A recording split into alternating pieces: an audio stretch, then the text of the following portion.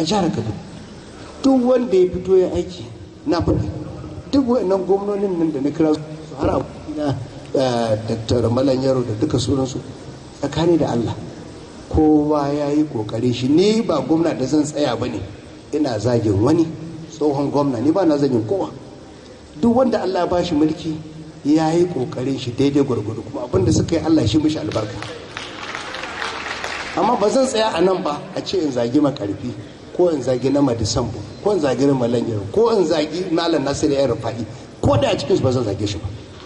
Sun yi abin da za su yi, Allah ya taimake su. Mu kuma Allah ya bamu, muna fatan haɗin kai a kai ga nasara da yardan Allah, shine shugabanci.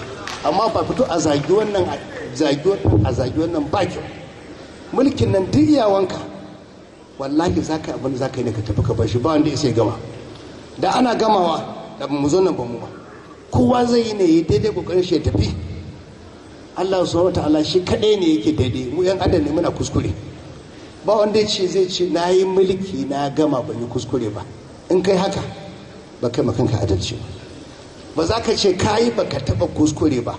In kai Allah subhanahu wataala zai gushe da kai, dan ba kai ba Allah bane, dan adam na kuskure kuma muna kuskure. Sai dai mu Allah kullum mai addu'a ya fi mana kuskuren da muka yi, inda muka yi daidai kuma Allah ba mu ladin shi kuma